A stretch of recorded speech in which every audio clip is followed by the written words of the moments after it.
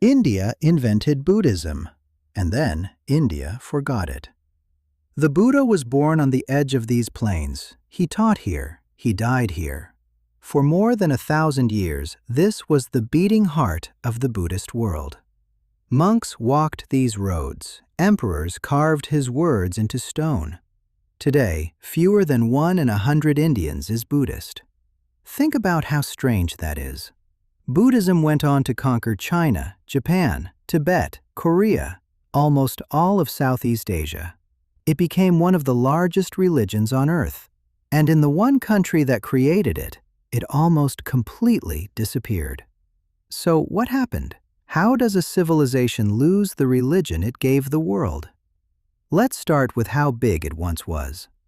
Around 2,300 years ago, an emperor named Ashoka ruled most of the Indian subcontinent. After a brutal war, he converted to Buddhism.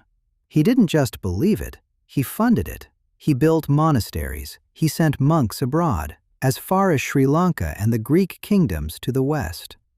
Buddhism became something close to a state religion for the most powerful empire India had ever seen. For centuries after, it thrived. India built the ancient world's great universities, Nalanda, Vikramashila, places where thousands of monks studied logic, medicine, and grammar. Students came from China and Tibet just to learn there. This was, for a long time, the intellectual center of Asia. And then, slowly, it faded.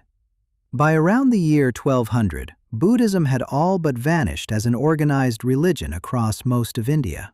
Not overnight, not in a single dramatic event, it just quietly stopped being there. Here's where it gets genuinely difficult, because historians do not fully agree on why. And anyone who tells you there was one clean reason is selling you a story. But we can lay out the main threads. The first is patronage. Buddhism in India leaned heavily on the support of kings. Ashoka and later rulers paid for the monasteries and protected them. But over time, that royal support drifted back toward the older Brahmanical traditions. When the money and the protection moved, the institutions built on them grew fragile. The second thread is competition. While Buddhism was looking inward, the traditions we now call Hinduism were changing. New devotional movements offered direct emotional worship of gods like Vishnu and Shiva. It was accessible, it was popular, and, crucially, it began to absorb Buddhism rather than fight it. In some traditions, the Buddha himself was folded in as an avatar of Vishnu. A rival religion didn't just defeat Buddhism, it swallowed it. The third thread is a structural weakness. Over the centuries, Indian Buddhism became more and more concentrated in large monasteries. Learning, wealth, and leadership all pooled in these institutions. That made them brilliant. It also made them a single point of failure. Ordinary Buddhism, the kind practiced in villages, had grown thin. And then came the accelerant. In the late 12th and early 13th centuries, Turkic armies swept across northern India. The great monastic universities, Nalanda and Vikramashila among them, were sacked and burned. The libraries were destroyed. The monks were scattered or killed. Now, it is tempting to stop here and say, invaders killed Buddhism. Some accounts do exactly that. But most historians push back on the simple version. The decline was already well underway before those armies arrived.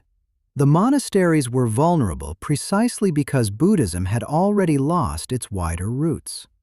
The invasions may have delivered a final blow to an institution that was already dying, not struck down a thriving faith. The honest answer is that all of these things happened at once.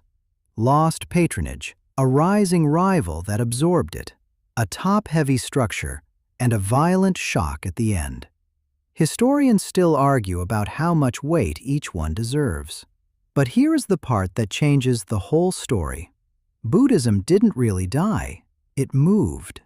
Every monk who traveled to Tibet carried it. Every text copied in a Chinese monastery preserved it. The religion that faded from India had already planted itself across a continent. In a strange way, Buddhism became a world religion precisely because it stopped depending on the land that made it. And it never fully left India either. It survived in the Himalayas, in places like Ladakh and Sikkim. And then, in 1956, something remarkable happened. A leader named B.R. Ambedkar, one of the architects of India's constitution, publicly converted to Buddhism. Hundreds of thousands of people converted with him. It was a deliberate return. Buddhism came home, not as an ancient relic, but as a choice. So did India forget Buddhism? Not exactly. It gave it away. It let it go. And then, 1,000 years later, it started to remember. The Buddha's ideas didn't need India to survive. That might be the most Buddhist ending of all.